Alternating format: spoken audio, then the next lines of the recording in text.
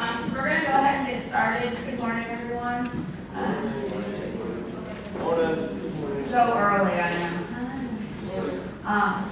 So for those of you who don't know, my name is Jamie Watkins. In the back, and who's walking up this way is Benny.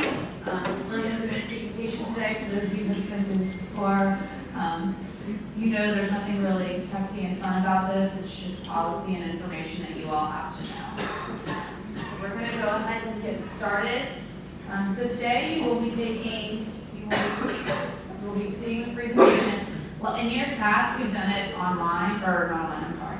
We've done a paper exam at the end of it. We're not doing that this year. What we're doing instead is going to be an exam that you will take online on Canvas. And that's why we had you swipe in, and then after this, you'll have 48 hours once you're put into that system to take the exam. You must score an 80 or better on it, and you must have 100% of your chapter do that in order to be able to have social events with alcohol. This is also part of your chapter minimum standards requirements, and every organization is expected to complete that. For those that are not able to make it today, we are videotaping it, and so those people will, they'll have to come in and watch it. So presidents, you'll get an email about how for them to make it up. They'll have to come make appointments to come in and watch it. So we'll go ahead and get started. So risk management.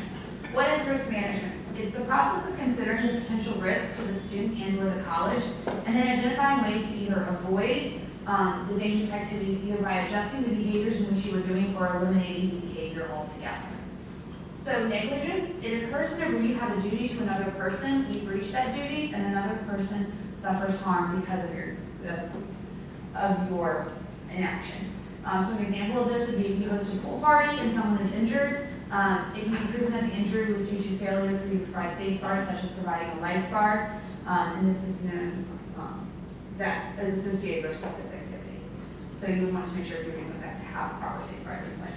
The liability refers to your responsibility. So if you forgot to provide that lifeguard and did not have them there, you yourself could be found liable of that. Your organization, both local and nationally, your advisors, your presidents, all of your members, the college, the Office of Student Engagement, any of those people can be held responsible. So it's important that you make sure that you are following the policy and limiting your risk. So speaking of risk, the ladder of risk. FIPG has put together some things in order for organizations to do in order to limit their risk and to keep their risk low. The FIPG is the Fraternal Information Programming Group, and they kind of all got together and said, here are things that we can do to help limit risk. So 47 Greek-lettered organizations have adopted the policy, as well as Randolph-Macon College. So whenever you first look at it, if we were to just hand you out a sheet of paper of the risk, it could look very intimidating. So we're going to break it down so that you understand, knowing that for each time that you go climb up the ladder of risk, you are creating more risk for your organization. So you want to try to keep your risk low. So the first one, the possession of alcoholic beverages while on chapter premise or during a fraternity event in any situation sponsored or endorsed by the chapter or at any event an observer would associate with the fraternity must be in compliance with all applicable laws of the state, province, county, city, and institution of higher education, and must comply with either BYOB or third-party vendor guidelines. So breaking that down a little bit, all of the policies in the scope for which we're going to be talking about today follow this portion. That if while you are on chapter presence during a fraternity event or in a situation sponsored or endorsed by the chapter, or an event where an observer would associate it with the fraternity. So even if it's not your event, if somebody says that is your event, you can still be held responsible for it. So that's something very important to keep in mind. When you're doing it, you must be in compliance with all of the laws of the state, county, institution, and you must comply with either BYOB or third-party vendor guidelines. Those are the only two types of events that you can have with alcohol, and we will talk about those a little bit later. So very simply, don't break the law. If you don't break the law, then you are keeping yourself below the ladder. The age of 21 do not allow anyone under the age of 21 to drink. In addition, chapter functions that an observer would associate with it must abide by BYOB or third-party vendor guidelines. So wrong 2, alcoholic beverages may not be purchased through or with chapter funds, nor may the purchase of the same from members or guests be undertaken or coordinated by any member in name or behalf of the chapter. The purchase of bulk quantities of alcohol in common source containers, for example, kegs and cases, is prohibited. Okay? So the first part of this, The fraternity is not a tavern. You do not have a liquor license. You aren't able to provide alcohol to others. It needs to either provided by a third-party vendor or people need to bring their own alcohol. You cannot give alcohol to others. This includes having an open bar. You are not allowed to have an open bar. There has to be a cash bar and there has to be an exchange of funds for each purchase of alcohol. We'll get into that a little later. Also, bulk quantities of alcohol translate into binge drinking, which can lead to things like poisoning, death, falls, and other injuries, putting you higher on the ladder of risk. So bulk quantities of alcohol is considered kegs and cases and things of that nature, and those are strictly prohibited and add to a huge risk in liability. Rung 3, open parties, meaning those with unrestricted access for non-members of the fraternity without a specific invitation where alcohol is present are prohibited. This is stressed a lot. You must follow a guest list. You must have a guest list and you must follow it. I can tell you just about every incident in the past 4 years almost now that I have been here that there has been a violation or something has happened at a social event. It has happened because people did not follow their guest list. If you follow your guest list, you are keeping your organization out of harm's way. The guest list is there to protect you. But if you do not follow it, then that guest list is completely void. So follow your guest list. Do not let anyone in that is not on your guest list. Rung 4, no members collectively or individually shall purchase for, serve to, or sell alcoholic beverages to a minor. Pretty simple. Legally, drinking age is 21. Don't allow anyone under the age to drink. You are keeping yourself low on the ladder of risk. Rung 5, the possession, sale, or use of any illegal drugs or controlled substance while on chapter premise or during a fraternity event or an event that an observer would associate with the fraternity is strictly prohibited. No illegal drugs in the fraternity. Again, it's against the law. There is a zero tolerance policy when it comes to this. That it's very cut and dry. No illegal drugs or substances. Rung 6. No chapter may co-sponsor an event with an alcohol distributor or tavern. A tavern is defined as an establishment generating more than half its annual proceeds from alcohol, at which alcohol is given away, sold, or otherwise provided to those present. This includes an event held in or in the property of a tavern as defined above for the purposes of fundraising. However, a chapter may rent a room or area in a third-party vendor and a guest list. An event in which alcohol is present may be conducted or co-sponsored with a charitable organization if the event is held within the provisions of this policy. So what this is saying is you cannot hold an event with a tavern or a distributor. So again, going back to you take the same responsibility that they do for it, and so you're not able to. You can rent out a space within so if you wanted to rent out the back room in Ironbush, you can do that. Or Ashland Coffee and Tea, you are able to do that, but you are renting out that space and you are still following third-party vendor guidelines and keeping a guest list. No co-sponsorship, you are equally liable if something were to happen.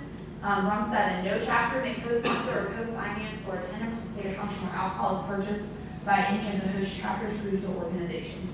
So if you want to do an event with your alumni and they want to have an open bar, you cannot participate that as a chapter. You have to follow BYOB and third-party vendor guidelines. You are held just as responsible. So it's all or nothing rule.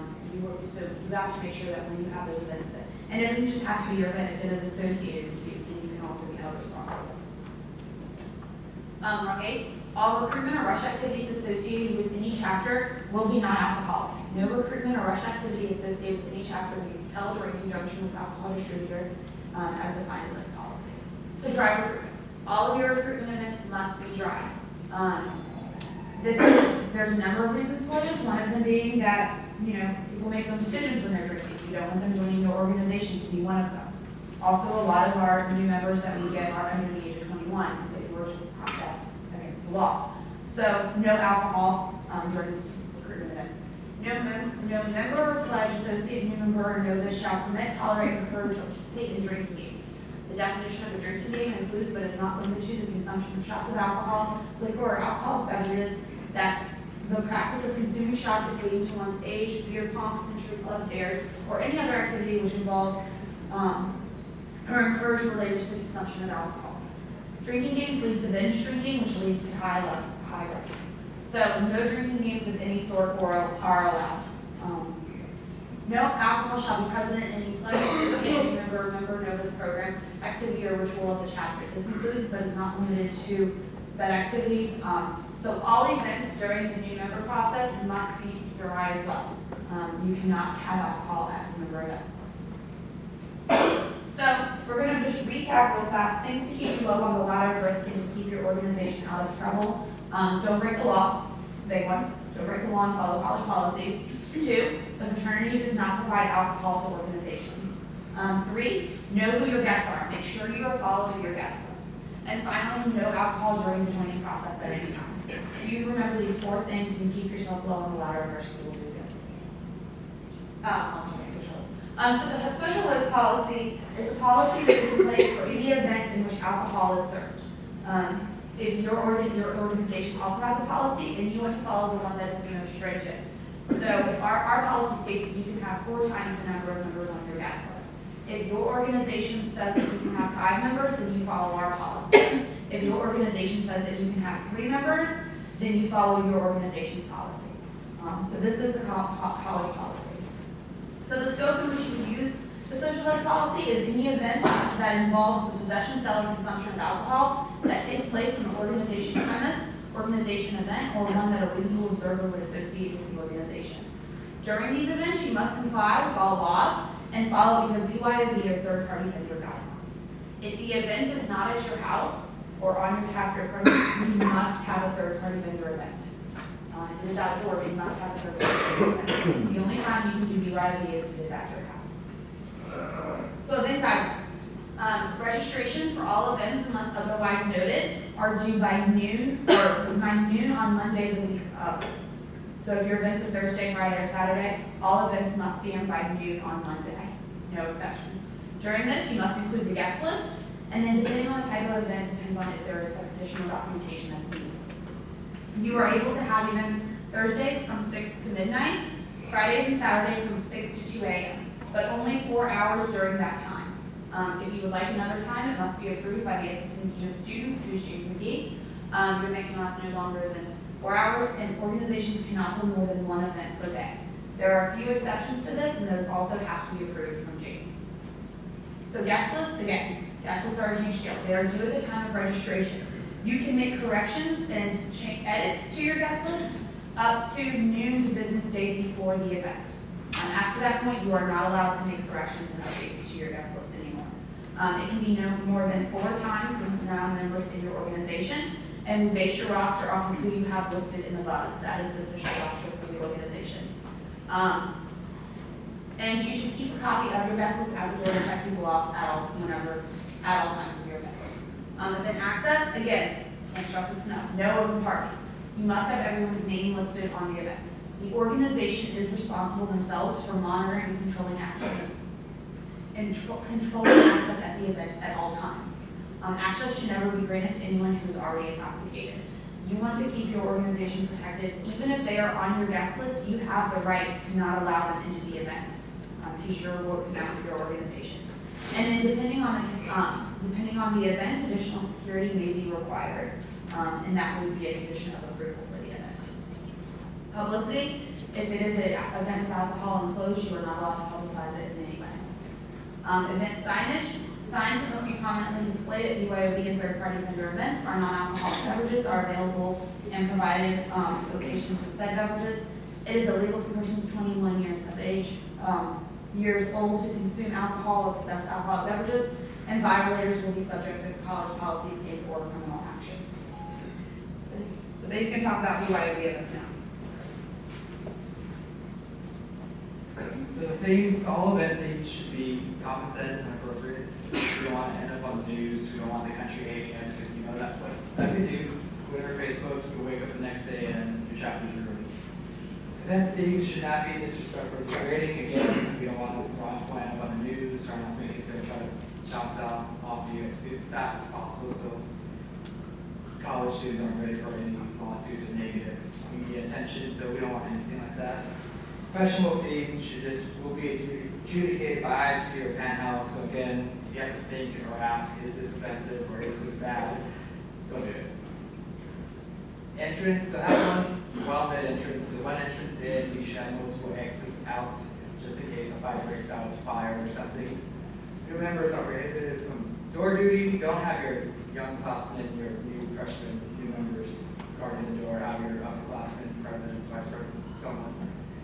monitors must check to see if those seeking entry are members or on the guest list, so make sure they're a brother or on the guest list. And show, legal drinking age, have your ID, 21, you're good, under, you're bad. Picture ID, as long as you have something in your name, it's official, your dates, it works.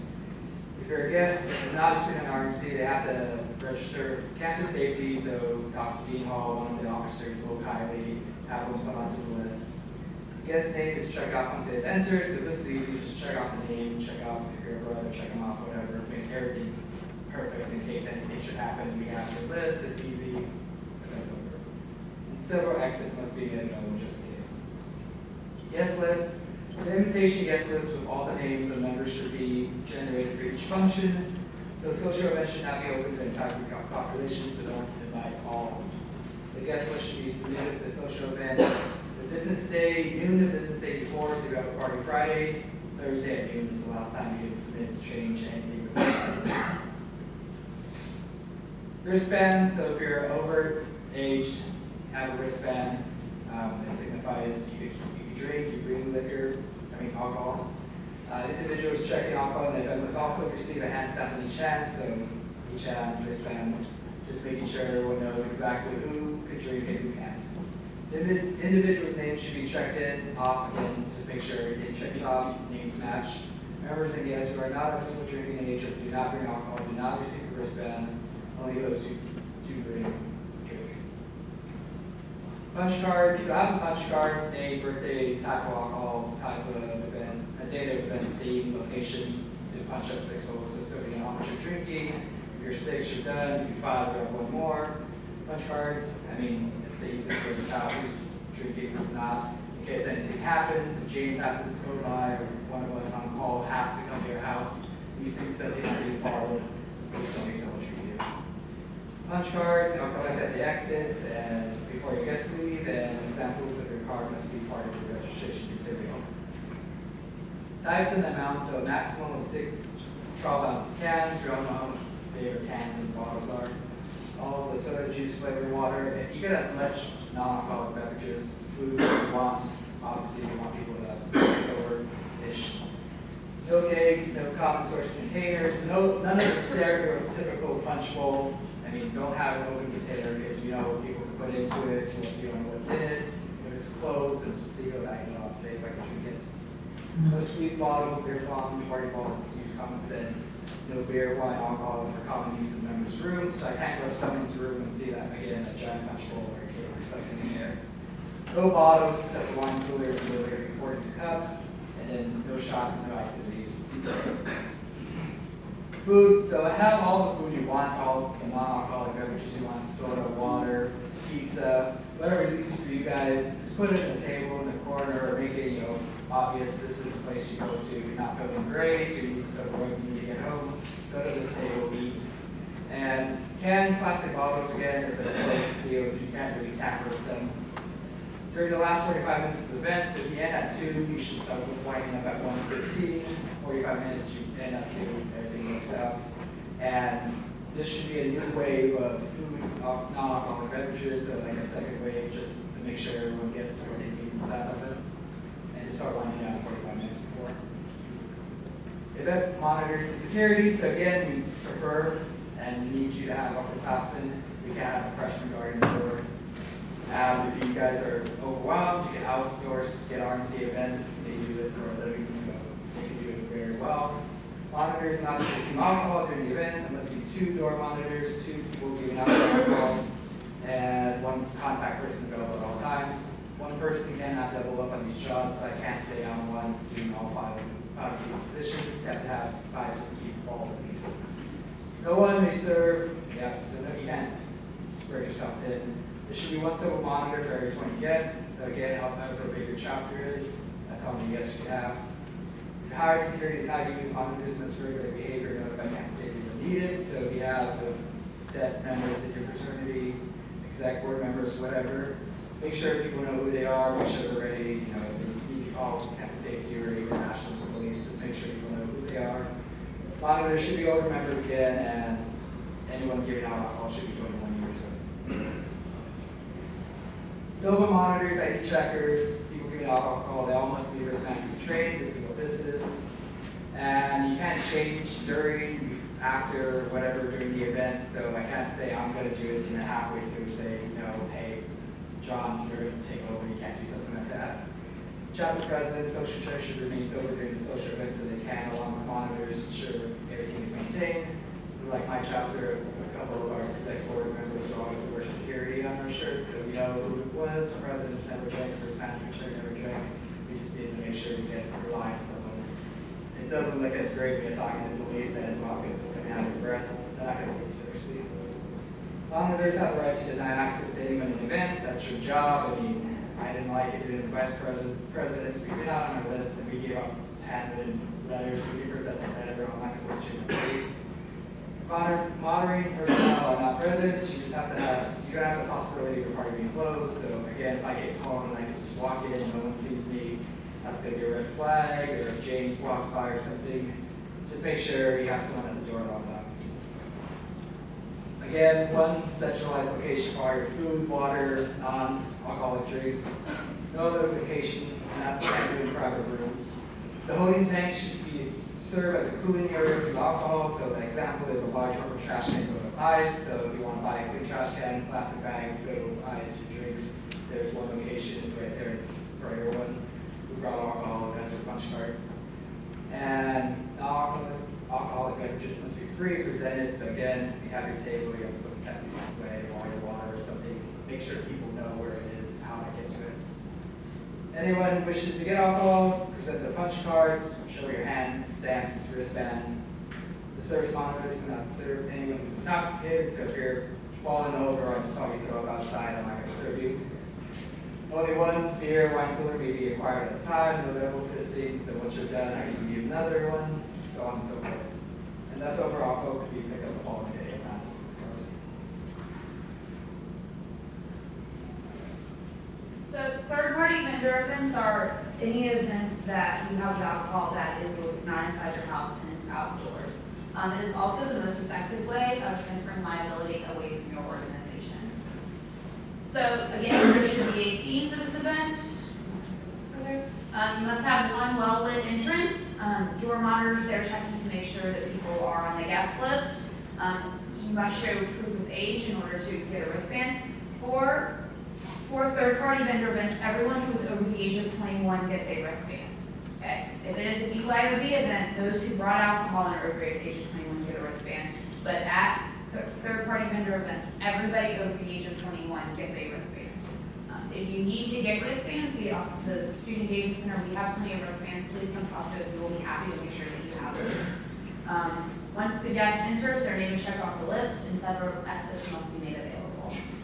Third-party vendor agreements are due at the time of registration of the event. And the vendor must show proof that they are properly licensed by the appropriate local and state authorities and must be made available for us. This might include having both a liquor license and temporary license to sell on the premises where the function is held. They must show proof of $1 million in liability insurance. Again, that's $1 million in liability insurance that you can show proof of. The certified must be listed as an additional insurer, and the vendor agrees to conduct only a cash bar and must divulge the cost of drinks that will be charged for each event. Again, you must have a cash bar. There has to be a transaction of cash. You cannot have an vendor responsibilities. By completing the third-party vendor agreement and signing it, the vendor agrees that they will check IDs upon arrival, give the hospital-style wristbands to those of legal drinking age, serving the provided identity of legal, refusing service to anyone who is already intoxicated, maintaining control of all alcohol containers at all times, collecting and removing all remaining alcohol at the conclusion of the event, and no excess alcohol opened or unopened will be given or sold or furnished to the organization's members or guests. So whenever you do third-party agreement, they are taking liability and overseeing all of the alcohol for the evening. The venue, if the event is held on campus, the Student Engagement Center must approve the location. This would be done through the event registration process. If the event is held off campus, a copy of the venue contract must be presented with registration whenever you are registering, you must have a contract for the location. If the event is held off campus, transportation must be provided by the organization. There